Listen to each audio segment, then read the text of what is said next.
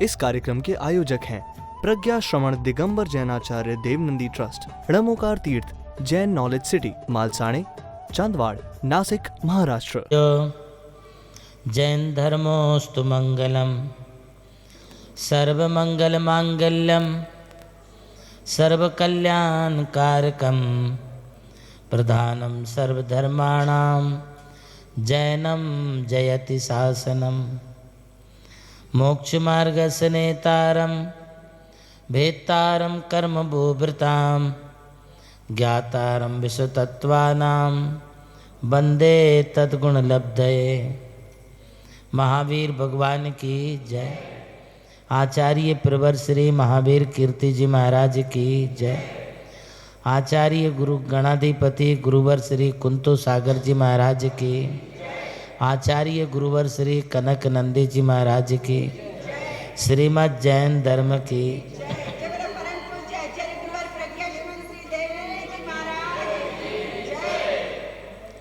सर्वप्रथम इस युग के अंतिम शासन नायक भगवान महावीर स्वामी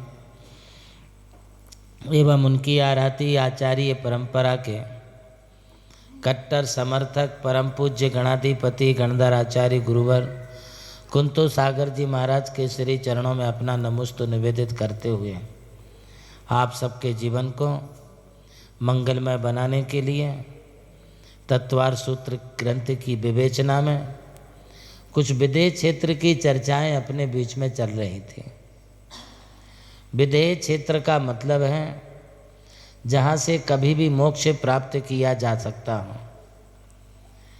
मोक्ष प्राप्ति के लिए वहाँ कोई काल का बंधन नहीं है, जैसे अपने भरत क्षेत्र में यहाँ पर काल का बंधन है। सिर्फ चतुर्थ काल में ही यहाँ पर कर्मों को क्षय करके मोक्ष प्राप्त करती हैं आत्माएं। वैसे विदेह क्षेत्र में ये काल का बंधन नहीं है। बाकी जो भी उच्च वर्णीय लोग हैं, जो व्रत नियम चारित्र को पालते हैं, सकल संयम धारण करके मुनि व्रतों के साथ में जो घोर तपस्रण करते हैं, वे आत्माएं वहाँ पर अपने कर्मों का क्षय करके मोक्ष प्राप्त कर लेती हैं। एक तो वहाँ पर हमेशा चतुर्थ काल का वातावरण रहता है। विदेह क्षेत्र में कोई ना कोई तीर्थंकर बने रहते हैं। जैसे आप लोग पूजाओं में पढ़ते हैं विद्यमान 20 तीर्थंकर, तो विद्यमान 20 तीर्थंकर हमेशा रहते हैं। जैसे भरत क्षेत्र 5 हैं, इसी प्रकार विदेह क्षेत्र भी 5 हैं। और 5 विदेह क्षेत्रों में कम से कम यदि कोई तीर्थंकर होते हैं तो उन्हें हम विद्यमान 20 तीर्थंकर कहते हैं। तो वो विद्यमान 20 तीर्थंकर ही वहाँ के जननायक तीर्थंकर होते हैं। और कम से कम 5 विदेहों में से एक विदेह क्षेत्र में 4 तीर्थंकर तो हमेशा बने ही रहते हैं।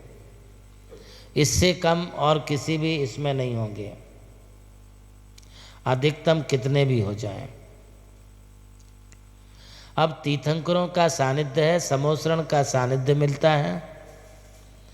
चारण रिद्धिधारी मुनीश्वर हमेशा वहाँ पर विचरण करते रहते हैं। गणधरों का सद्भाव बना रहता है। अनेक 64 रिद्धियों से समन्वित कोई ना कोई मुनि महाराज हमेशा वहाँ पर विचरण करते हैं। और वो वहाँ जन्म पाकर के जन्म से ही ऐसे संस्कारों को पाते हैं, ऐसी संगति मिलती है, इस प्रकार का धर्म का वातावरण मिलता है, जिससे अधिकांश आत्माएं जन्म लेने वाली वहाँ पर अपने कर्मों को सुधार करके दीक्षा के द्वारा तप धारण करके अपने कर्मों की निर्जरा करते हैं, मोक्ष प्राप्त कर लेते हैं। अपने लिए कई भाव धारण करने पड़ते भरत क्षेत्र में, किंतु विदेह क्षेत्र के लोग बहुत ही सरल परिणामी, मिलनसार, हंसमुख प्रकृति के धनी एवं एक दूसरे के प्रति सहानुभूति, संवेदनशीलता रखने वाले लोग होते हैं। इसलिए वो लोग जल्दी तर जाते हैं। अब उन विदेह क्षेत्र में रहने वाले जो लोग हैं, हालांकि वहाँ भी कर्म करने पड़ते हैं, बिजनेस व्यापार करना पड़ता है। वे लोग भी सब धंधे पानी करते हैं, किंतु ईमानदारी से करते हैं। कोई धोखाधड़ी, बेईमानी, मिलावट, अत्याचार, अनाचार, भ्रष्टाचार, किसी प्रकार का इस प्रकार के कोई कर्म नहीं करते हैं जिससे उन्हें किसी प्रकार की सजा भोगनी पड़े। जो मिलता है उसमें वो संतुष्ट रहते हैं। यूँ समझिए कि यहाँ से तो वो लाख गुणे समृद्ध भी हैं और संतुष्ट एवं सुखी भी हैं। हमारे भरत क्षेत्र में कितना भी लोगों के पास धन आ जाए, दौलत आ जाए, किंतु उनको संतुष्टि नहीं है, समाधानी जीवन नहीं है, इसलिए वो दुखी बने रहते हैं। किंतु विदेश क्षेत्र के लोगों में ऐसी बात नहीं है। संतोषी सदा सुखी वाली जो कहावत है वो विदेश क्षेत्र के लोगों के लिए लागू होती हैं। लगभग अधिकतम आयु 1 पूर्व कोटि वर्ष की वो प्राप्त करते हैं। 500 धनुष की ऊंची काया होती हैं। लगभग 3000 फुट ऊंचे आदमी होते हैं। अच्छा, दिन में एक ही बार थोड़ा सा भोजन करते हैं, चाहे वो जैन हो या अजैन हो। यूँ तो अजैन कोई वहाँ होता ही नहीं है, वहाँ पर कोई मिथ्यात्व नहीं होता है। जैन मंदिर के अलावा, जैन तीर्थंकरों की मूर्तियों के अलावा, नव देवताओं के अलावा, पंच परमिष्टि के अलावा और किसी भी प्रकार के वहाँ पर और कोई देव नहीं होते हैं।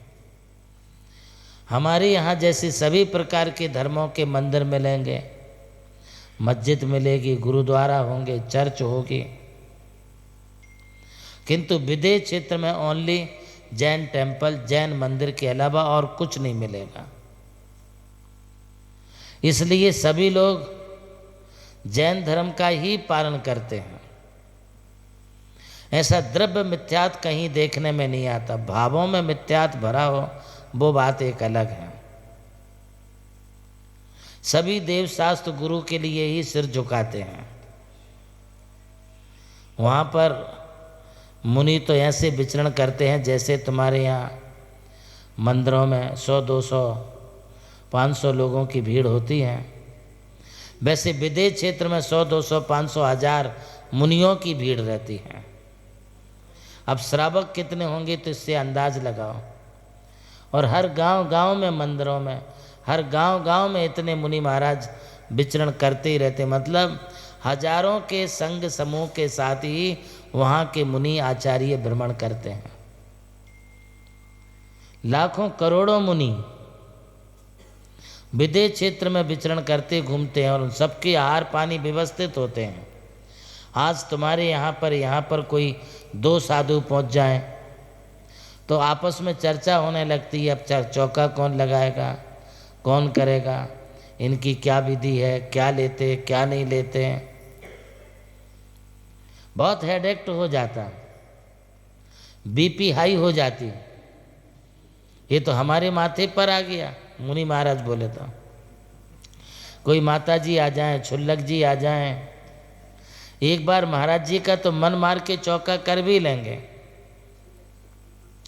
किंतु कोई माता जी और छुल्लक छुल्लिका आ गई तब तो भैया आहार यदि हो गया तो वो माता जी का, छुल्लक जी का पुण्य है। नहीं तो आजकल जितना श्रावकों को हेडेक्ट, उससे ज़्यादा हेडेक्ट महिलाओं के लिए होता है। आकाशगामी होते हैं सभी मुनि महाराज, आकाश मार्ग से आते जाते हैं, चले जाते हैं। यहाँ भरत क्षेत्र में आज कोई आकाशगामी मुनि महाराज नहीं है। वे चारणधारी होते हैं, दूर दराज कहीं भी चले जाते हैं। वहाँ के मुनि महाराज विदेश क्षेत्र के बीच में सुमेरु पर्वत है, वे सुमेरु पर्वत के मंदिरों में चले जाते हैं। 16 कृत्रिम जिन मंदिर हैं वहाँ। एक एक मंदिर कई मीटरों में फैला हुआ है, कई किलोमीटर में। हाँ, इतना बड़ा बड़ा मंदिर होता है। अब उन मंदिरों में वे मुनि महाराज हजारों की संख्या में नहीं, 10-25 हजार मुनि महाराज एक ही मंदिर में रुक जाते हैं। इतनी व्यवस्थाएं वहाँ पर हुआ करती हैं। तो ऐसी व्यवस्था वाले विदेश क्षेत्र में हमेशा चतुर्थ काल है, और चतुर्थ काल होने के कारण भाव भी उतने निर्मल होते हैं, अनुकूलताएं भी उतनी निर्मल होती हैं, अनुकूलताएं भी उतनी उनके लिए मिलती, इसलिए उनके परिणाम हमेशा अच्छे रहते हैं, लोगों के भी महाराज के भी। कई लोग करने कराने में, बिहार में, व्यवस्था में, चौके में किरकिरी करते हैं, यार ये मेरे माथे पर ही पड़ गया, अपन ने क्या करना। तुम संकलेश से करते हो, राग द्वेष से करते हो, तो फिर मुनि महाराज जियों के मन में भी राग द्वेष आता है। किंतु विदेश क्षेत्र के लोग बड़े उत्साह के साथ करते हैं, तो उत्साह के साथ करने के कारण मुनि महाराज जी को भी बड़ा उत्साह बना रहता है। वहाँ के लोग ये सोच कर के चौका करते कि हम हार देंगे, मुनि महाराज जी तपस्या करेंगे, उनके कर्मों का क्षय होगा, वो पुण्य अपने लिए भी मिलेगा। तो इतनी अच्छी भावना उनकी वहाँ पर होती है। कई मुनि महाराज तो 8 दिन, 15 दिन, महीना, मासोपवासी रोज आहार करने वाले मुनि महाराज वहाँ पर नहीं के बराबर मिलेंगे। सहनन अच्छा है, द्रव्य क्षेत्र काल भाव की अनुकूलता है, इसलिए कोई मासोपवास करते, कोई 15 दिन का उपवास करते, कोई 2 महीने, 4 महीने, 6 महीने के भी उपवास करते। कई मुनि महाराज ऐसे हैं, 1 उपवास 1 पारणा करते, तो कई मुनि महाराज 2 उपवास 1 पारणा करते, कई मुनि महाराज 3 उपवास 1 पारणा करते, कोई 5, कोई 10 दिन के बाद फिर आहार खोटते। तो तपस्या का प्रभाव भी सारे क्षेत्र में फैला रहता है। तीर्थंकरों के कारण जहाँ तीर्थंकर विराजमान होते हैं, वहाँ से 400 योजन तक चारों तरफ सुभिक्ष, दिशाएं निर्मल, सभी जीवों में प्रेम भाव, मित्रता के भाव होते हैं, कोई किसी से झगड़ता नहीं है। ये तीर्थंकरों का प्रभाव। इसके बाद में वहाँ पर चारण रिद्धिधारी मुनि हैं, तो उनके सानिध्य में भी हिंसक प्राणी भी अपनी क्रूरता छोड़ कर के शांति से एक ही घाट पर गाय और शेर पानी पीने लगते हैं। नेवला और सर्प एक साथ खेलते हैं। नेवला समझते आप? मुंगुस, मुंगुस और सांप, सर्प एक साथ खेलते हैं। कुत्ता हो या बिल्ली हो, बिल्ली या चूहा हो, कोई किसी को मारता नहीं, काटता नहीं, कोई किसी को भौंकता नहीं, सब शांत परिणामी हैं। यदि कभी किसी से कुछ हो जाए तो वहाँ पर कोई किसी का अपमान नहीं करेगा, कोई किसी को नीचा नहीं दिखाएगा। अच्छे लोग, अच्छे विचार, अच्छा वातावरण, ये बहुत मायने रखता है। ऐसे भी मनुष्य लोग वहाँ पर रहते हैं, देव धर्म गुरु की आज्ञा पालते हैं, भक्ति करते हैं, सेवा करते हैं, और 1 पूर्व कोटि वर्ष तक उनकी लंबी आयु होती है। 1 कोटि पूर्व वर्ष का मतलब है कि 70 लाख करोड़ और 56,000 करोड़ वर्ष के बराबर 1 पूर्व कोटि वर्ष होता है। तो इतनी लंबी उनकी आयु होती है। इतनी लंबी आयु पर्यंत वे सानंद जीवन जीते हैं। आज अपने को 50, 60, 70 साल की आयु पूरी करनी हो तो एक तो अपन बीमारियों के कारण डॉक्टरों के चक्कर लगा लगा के दवाइयाँ, इंजेक्शन, सलाइन ले करके पूरा शरीर खोखला कर डालते हैं। उसमें उसके बावजूद भी शरीर में एनर्जी, ताकत, पावर, ओज, तेज, ये सब कम हो जाता है। और दिन भर खाने पीने का, सुबह से हुआ नहीं कि शाम तक, और तुम्हारे जैसे लोगों को कोई रात का त्याग तो है नहीं। जबकि अपना जैन धर्म कहता है कि रात में खाने वाला जैन हो ही नहीं सकता।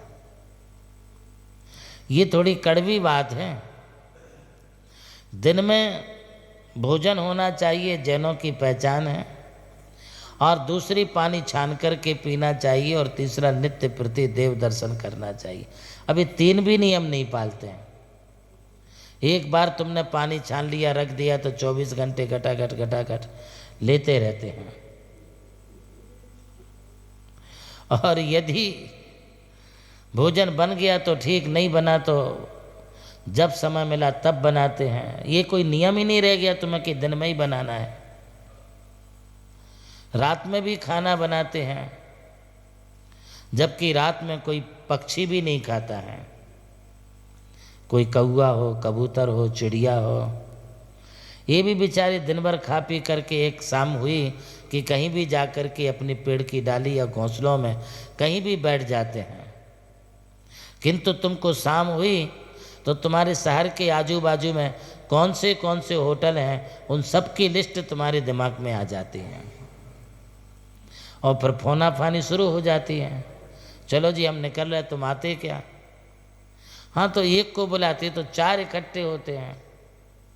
यूं गाड़ी नहीं रहती है, मंदिर जाना, महाराज के पास जाना, बोले गाड़ी खाली नहीं है, समय नहीं है। 4 को फ़ोन लगा तो एक नहीं आता है। किंतु ऐसे खाने पीने के लिए बुला लो तो 10-25 इकट्ठे हो जाएंगे। कहीं अपने लिए कोई मंदिर में कहीं दान धर्म करना हो तो 500 की जगह 100 का ही 50 का ही नोट निकालेंगे। किंतु खाने पीने के लिए कहीं जाना हो तो 500 की बजाय 1000 का 5000 का बिल बनने दो। नहीं भाई आप मत दीजिए, मैं देता हूँ। ये अपनी जो बातें हैं, ये भीतर से जब तक अपने अंदर जैनत्व का भाव जागृत नहीं होता है, तब तक हम जो हैं अपने धर्म में स्थिरता नहीं ला सकते हैं। और धर्म में स्थिरता लाए सिवाय हम अपने संसार के बंधन और कर्मों के बंधन हम नहीं काट सकते हैं। कर्मों का फल भोगना अलग बात है, और कर्मों के बंध को काटना एक अलग बात है। इसलिए विदेह क्षेत्र जैसे मनुष्य और विदेह क्षेत्र जैसी भूमि एक ऐसी भूमि और ऐसे लोग हैं कि जहाँ इतनी लंबी आयु मिली है किंतु पाप नहीं करते हैं। इस कार्यक्रम के आयोजक थे प्रज्ञा श्रवण दिगंबर जैनाचार्य देवनंदी ट्रस्ट, ड़मोकार तीर्थ, जैन नॉलेज सिटी, मालसाणे, चांदवाड़, नासिक, महाराष्ट्र।